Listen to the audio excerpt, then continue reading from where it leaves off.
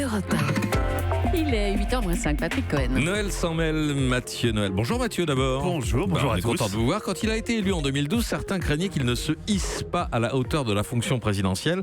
Mais son interview dans Le Monde hier, où il ne ménage pas ses critiques à l'encontre notamment de la Russie, prouve que, ça y est, François Hollande, vous me faites dire des trucs, François Hollande est enfin un président de la République courageux. Et oui, c'est vraiment con qu'on soit en 2018 et qu'il ne soit plus.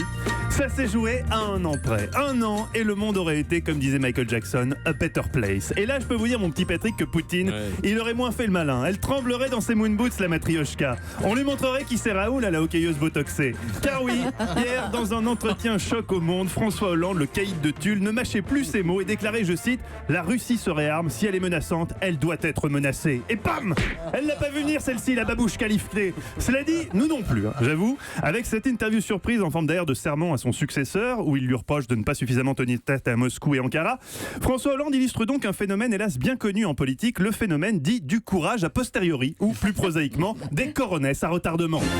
La mue, pour reconnaître, est prodigieuse. On avait Villeray dans la soupe aux choux, on se retrouve avec Barracuda dans l'agence Tourisque.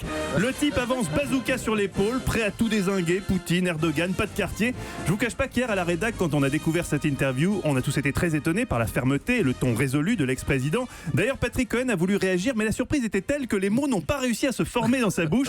Il a juste eu cette phrase laconique qu'on peut traduire par « il est quand même gonflé, flambi de se réveiller un an après et de venir donner des leçons ». En tout cas, une chose est sûre, les critiques de François Hollande devraient rapidement faire bouger les lignes. On murmure au Kremlin qu'après avoir lu l'entretien dans Le Monde, Vladimir Poutine aurait très mal dormi. Il aurait même réclamé Potichkou, son doudou ours blanc, pour le serrer fort et conjurer cette angoisse lancinante qui le ronge depuis que le Corrézien fou le menace. Interrogé sur les propos de l'ancien président français, la réaction de Vladimir Poutine sera d'ailleurs probablement extrêmement prudente, par souci de ne pas exciter le forcené de Tulle.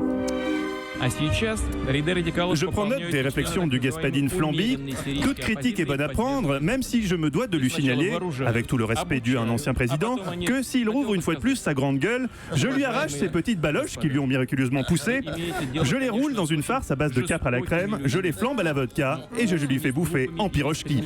Et si ça ne suffit pas, dans le pull-house, il me reste du chlore. Il ne sert pas que pour la piscine. Enfin, je rappelle qu'en Russie, on a aussi un stock de petits comprimés neurotoxiques qu'on distribue à tous ceux qui disent du mal de Moscou, comme le Gaspadine Laurent Cabrol, qui avait osé prétendre que le froid de chez vous venait de chez nous via le Moscou-Paris. Il a eu droit à un petit cachet et depuis... La douceur, la douceur, la douceur. Il s'est calmé. Ouais. Totalement givré. Totalsku Givrochki, comme on dit chez nous. Eh oui, Patrick, la voix de la France a décidément bien du mal à porter sur la scène internationale. Je ne comprends pas. C'est pourtant pas faute d'avoir d'éminents spécialistes ouverts sur le monde et polyglottes, n'est-ce pas, Vincent? Make America Great Again. Ah oui, il y a peut-être un élément de réponse. Europe 1.